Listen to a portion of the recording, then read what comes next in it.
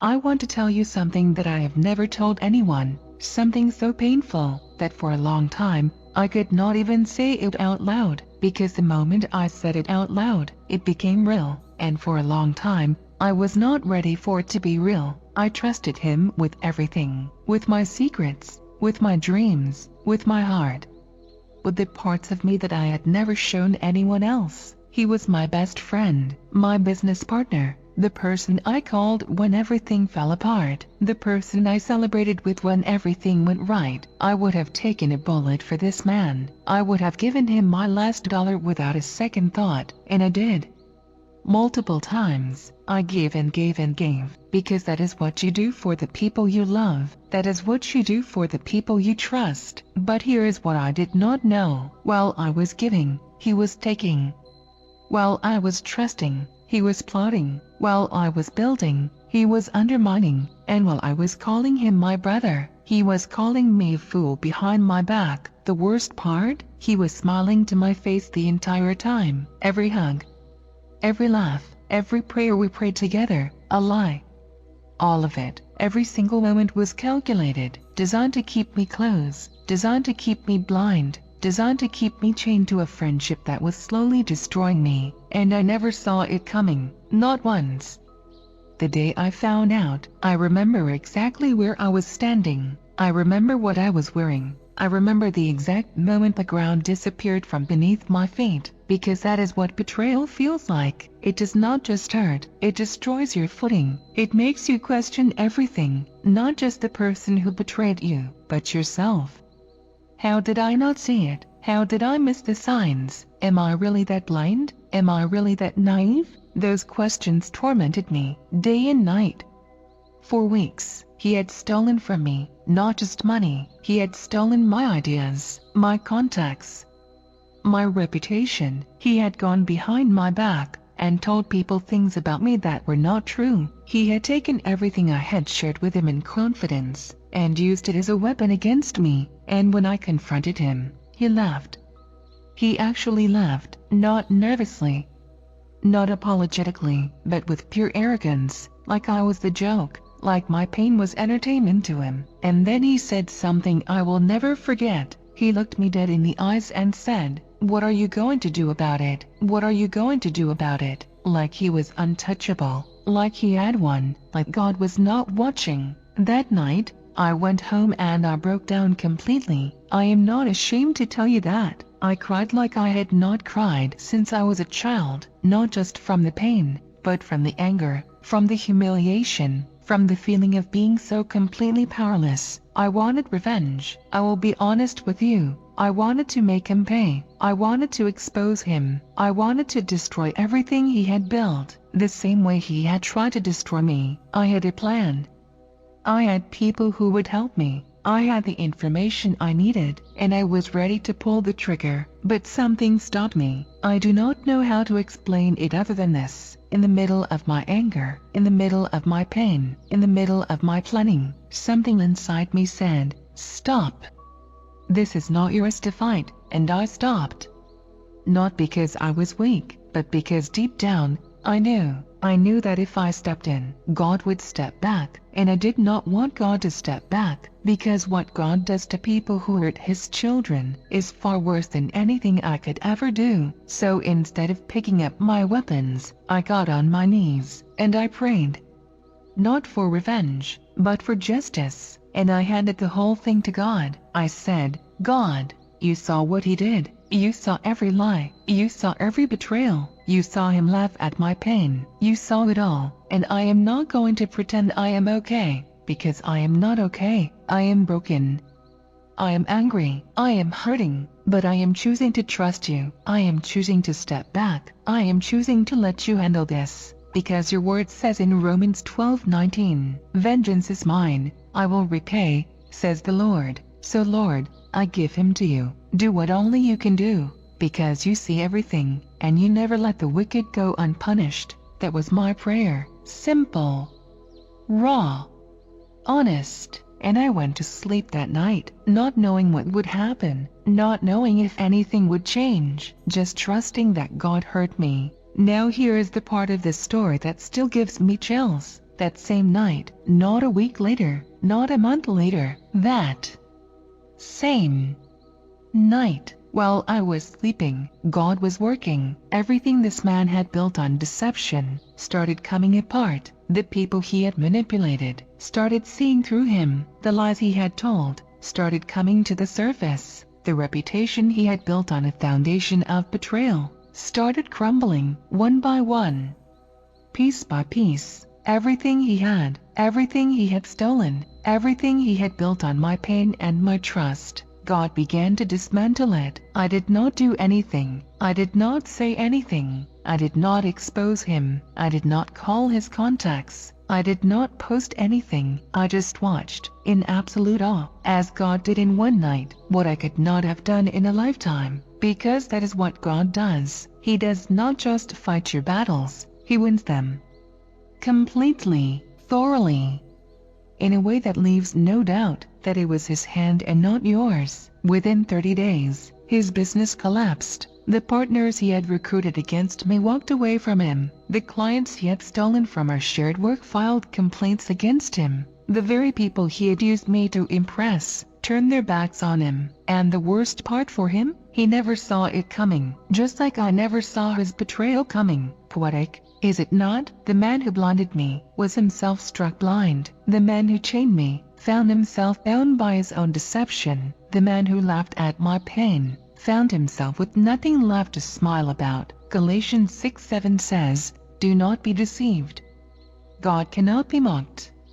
A man reaps what he sows. He sowed betrayal. He reaped destruction. He sowed humiliation. He reaped humiliation. He sowed pain. He reaped pain, not because I cursed him, not because I plotted against him, but because God saw everything, and God is never mocked. Never." I want to stop here and say something important, because I know some of you watching this right now are going through exactly what I went through. Someone betrayed you, someone used you, someone laughed at your pain, someone took what was not theirs to take, and right now, you are sitting with that anger, that rage, that burning desire to make them pay. And I understand that feeling completely, but I need you to hear what I learned. The moment you take revenge into your own hands, you take it out of God's hands. And trust me, you do not want that, because what you can do to them is limited. What God can do to them is limitless. You can damage their reputation. God can dismantle their entire life. You can expose one lie. God can expose everything. You can take back what they stole. God can restore everything they took and give you double. So put down your weapons, step back, and let God fight this battle, because He fights differently than we do. He fights completely, He fights permanently, and He never loses. Now let me tell you what God did for me, because the story does not end with its destruction. That is only half the story.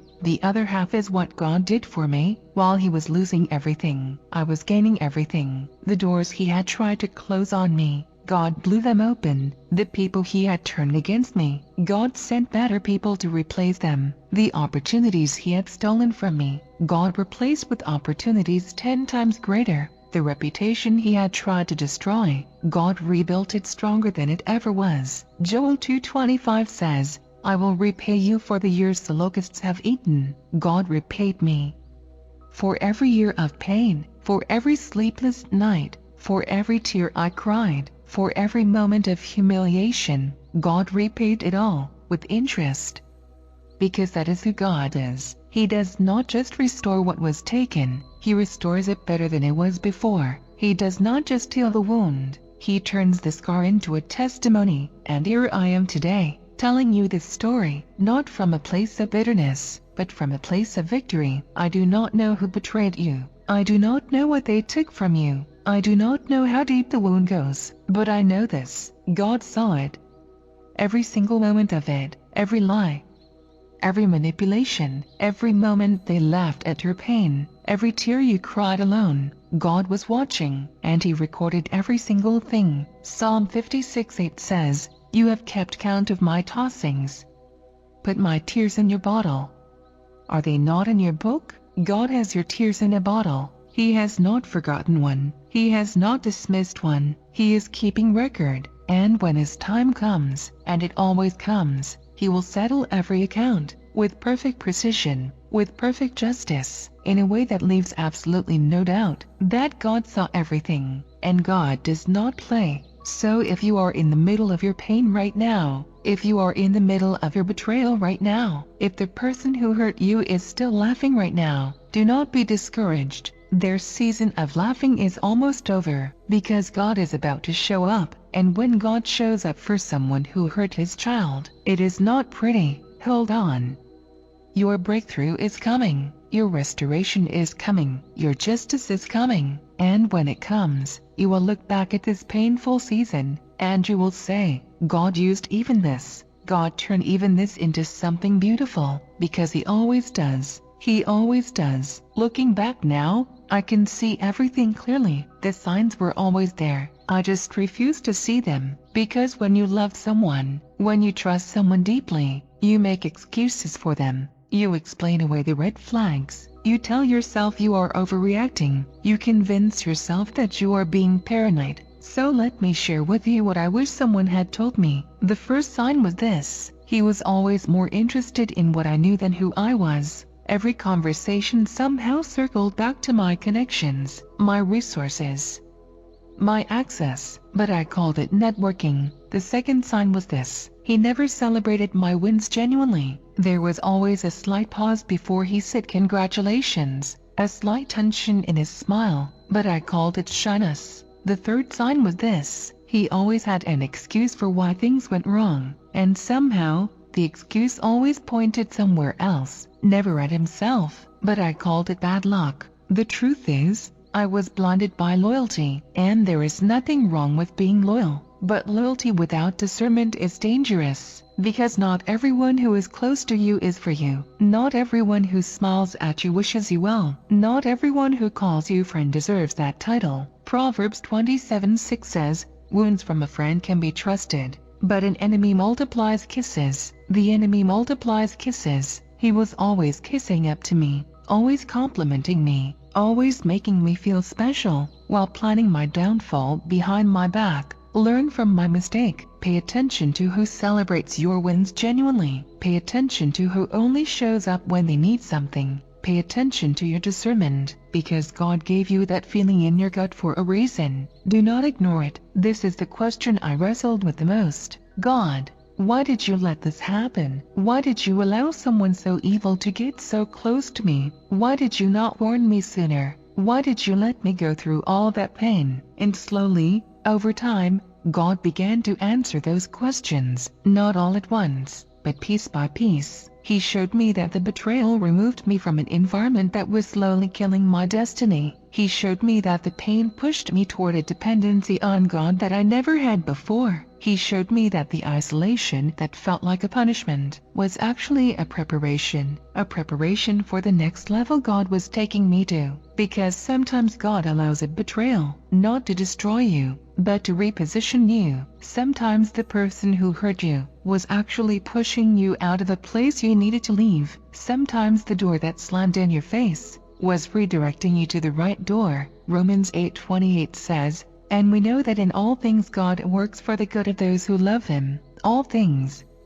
Even the betrayal, even the pain, even the humiliation. God worked it all for my good, and He will work yours for your good too, if you let Him, if you surrender it to Him, if you trust Him even when it does not make sense, because that is when God does His best work, in the places that make no sense, in the moments that feel hopeless, in the seasons that feel like the end. That is exactly when God shows up and turns everything around. Now I need to tell you the hardest part of this entire story, harder than the betrayal itself, harder than watching my life fall apart, harder than anything I had ever done in my life. I forgave him.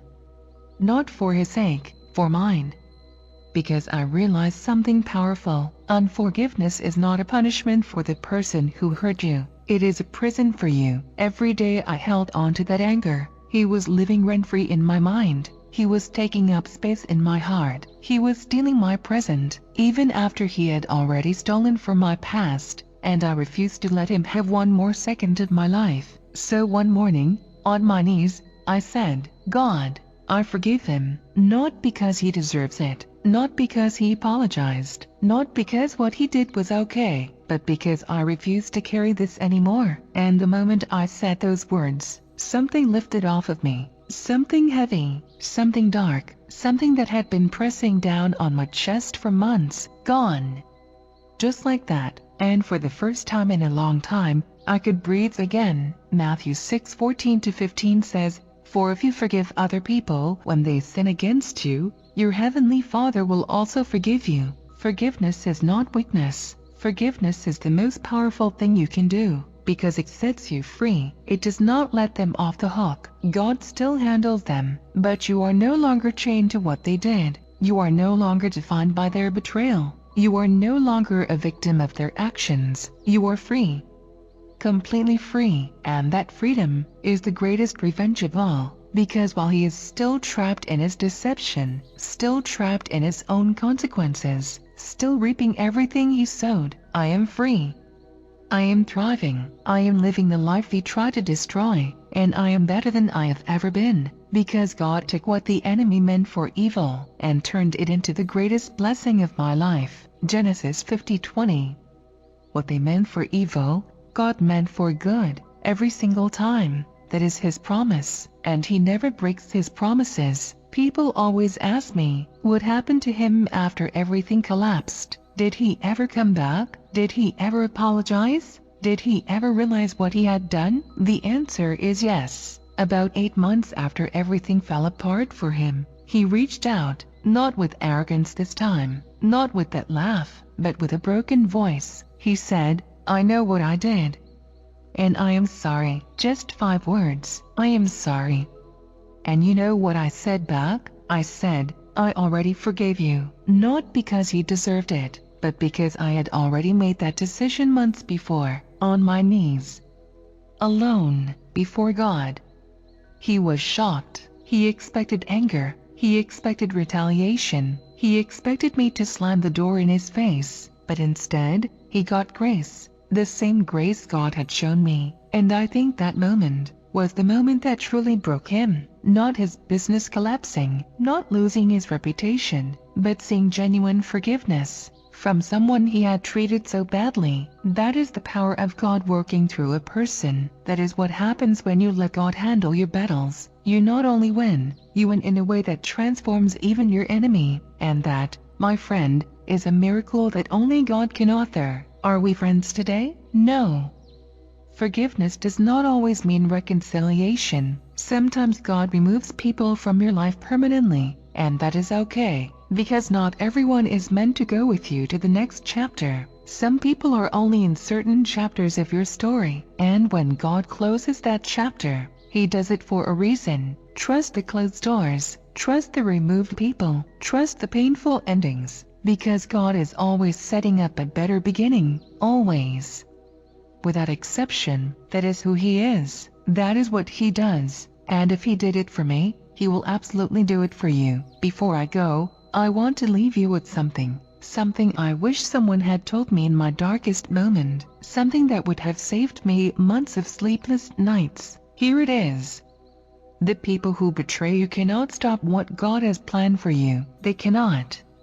No matter how powerful they think they are, no matter how much damage they have done, no matter how far they have set you back, they cannot cancel your destiny, because your destiny was written by God before you were even born. Jeremiah 1:5 says, "Before I formed you in the womb I knew you, before you were born I set you apart." Before you were born, God set you apart. No betrayal can undo that. No person can cancel that. No enemy, human or spiritual, has the authority to erase what God has written. So whatever they took from you, God can replace it. Whatever they destroyed, God can rebuild it. Whatever they stole, God can restore it. And whatever they tried to end, God can resurrect it. Because our God is a God of resurrection. He specializes in bringing dead things back to life. Dead dreams, dead relationships, dead opportunities, dead hope. He brings it all back to life. Better than before, stronger than before, more beautiful than before. So do not give up, do not quit. Do not let what they did define what happens next in your story. because the next chapter of your story has not been written by them. It has been written by God, and God writes the best stories. Stories where the broken become whole. Stories where the betrayed become blessed. Stories where the ones who were chained walk out free.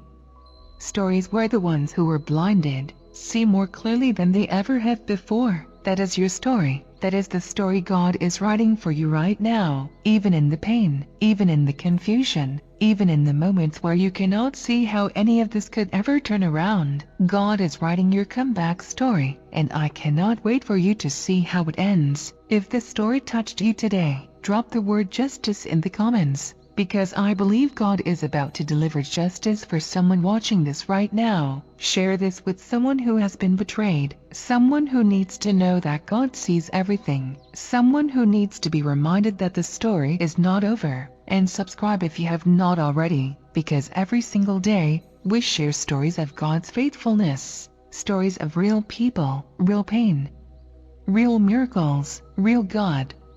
God bless you, and know this with everything in you. The same God who started destroying everything he had that night, the same God who fought my battle when I was too broken to fight, the same God who restored what was stolen and gave me back double, that same God is watching over you right now. He sees your pain, he hears your prayers, he is recording every injustice done against you, and he will act at the right time, in the right way, with perfect justice and perfect love. Your betrayal is not the end of your story. It is the beginning of your greatest chapter. Hold on. God is not finished yet, not even close. The best is yet to come. And when it does come, it is going to be so much greater than anything the enemy stole, so much greater than anything you lost, because that is the God we serve, a God who does exceedingly, abundantly, above all we ask or think. Ephesians 3:20, above all you could ever ask, above all you could ever think. That is what is coming for you. So wipe your tears, stand up, and get ready, because God is about to show up in your life in a way that blows your mind. I am believing it for you, with everything in me, because if God did it for me, He will absolutely, without question, do it for you. That is His nature, that is His character. That is who He has always been and who He will always be. And I cannot wait to hear your testimony. And remember this, no matter what they did to you, no matter how bad it hurt, no matter how long it has been, God is not done with your story yet. The best chapter is still coming, and it is going to be worth every tear.